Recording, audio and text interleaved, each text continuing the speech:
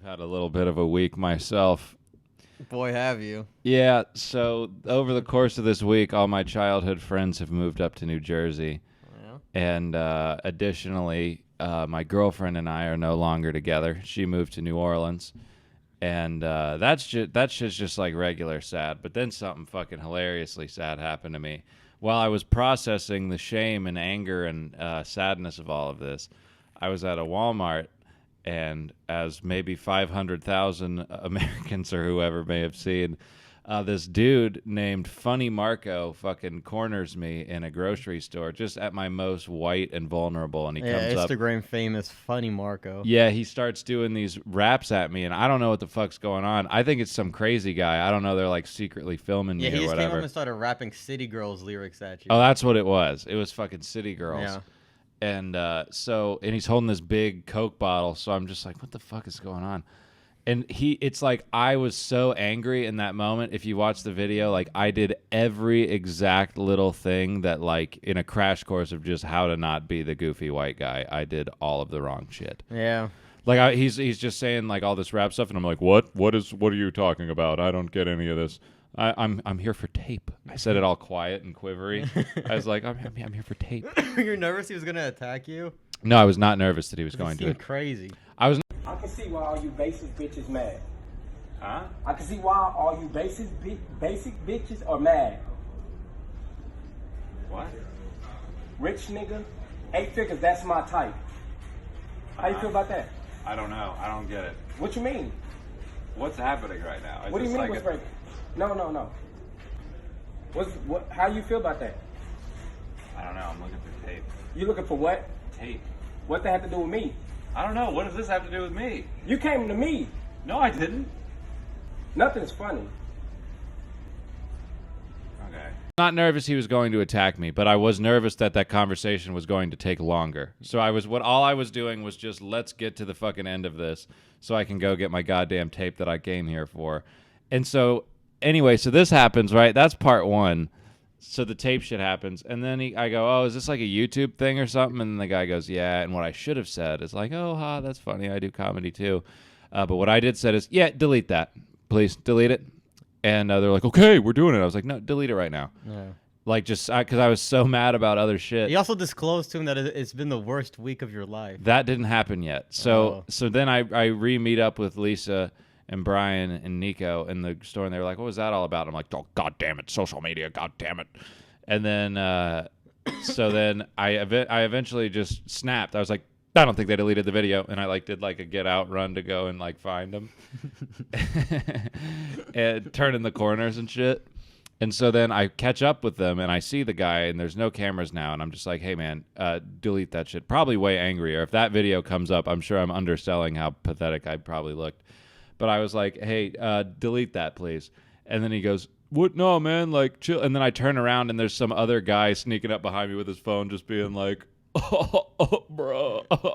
And then I was like, are you kidding me? You're filming this right now? And he's like, bro, chill out. And then I turn around, and there's another guy filming me tell the other guy not to film them from filming me in the first place. Oh, they kind of. And it just was never ending. And I was like, dude, are you still filming this? And they're like, you just keep doing shit, bro. And the guy's like, I'm not trying to have all this negativity, the actual dude. Yeah. And then I was like, God damn it, I'm having the worst fucking week of my life. And it was at that moment that I realized, oh, I gave them exactly what they needed. So I'll be surprised if they end up posting the video, because it's been a while now. But if they do, we got to share that one, too. Well, they put up the main part of it. Oh, we're going to definitely. I'm sure by the time this video's out, we will have already spliced that in. And that's already about 500,000 views of Will being upset in a Walmart. Yeah, that was the best part, is so I'm leaving and I'm still mad. And then at some point I get over it. And I'm like, you know what? This is probably just some kid trying to get some Instagram followers or something like that. And literally by the time, before I even got home, it was at 100,000 views. I just have everybody I know just hitting me up being like, this you, bro? This you? And on the thing, if you read my comments, I'm like, ha ha ha, he got me. But that is not how I was feeling. Oh, yeah, you're more upset. I know. It was just the fake shit. So I guess this brings me to a PSA. If any of you ever find yourself going viral, we'll do a little PSA for them, Khaled. And maybe you as well. Yeah. So we'll do it like this. So you went viral. Here's a couple of things to remember. Number one, remain calm. That is the most important thing. Looking angry is the easiest way to get yourself on the internet. That's half of what videos are. It's just people being mad about something. So make sure that you remain calm and give them nothing. Give them nothing that they can use. Number 2, details become your catchphrase. Any detail you give them will become your catchphrase. For instance, I told him that I was just looking for some tape. And the next day, I awoke to multiple comments on just pictures of me with my family or whatever, just being like, hey, you looking for some tape, bro? So that's my catchphrase now. I'm tape guy. You know me, just always looking for tape because I gave them some details. Number 3, and this is a big one. Oh, yeah? What is it? Do not say the N-word. You would be so surprised how many people break this rule, even though it seems like the easiest one to follow. Right. So many people under pressure just fucking say the N-word, dude. That is ridiculous. Like who besides Michael Richards? Oh, well, that was like the extreme example of it. I can't think of any off the top of my head because they're just all these compilations of them. But like, just people always fucking do that shit, it seems like. If it's a black person pranking them and they're white. Which, by the way, brings me to another thing. Luckily, it was a black dude who was pranking me, so it was just like some rap lyric shit and like a goofy white guy getting mad.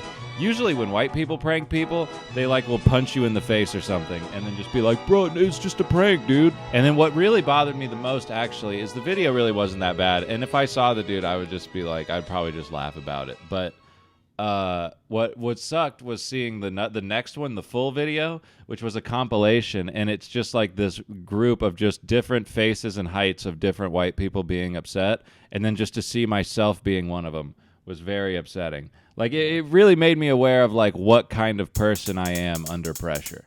Opinions and shit, you've gotta listen. Opinions and shit, it's good nutrition. Well, it's opinions and shit, they got a lot of them.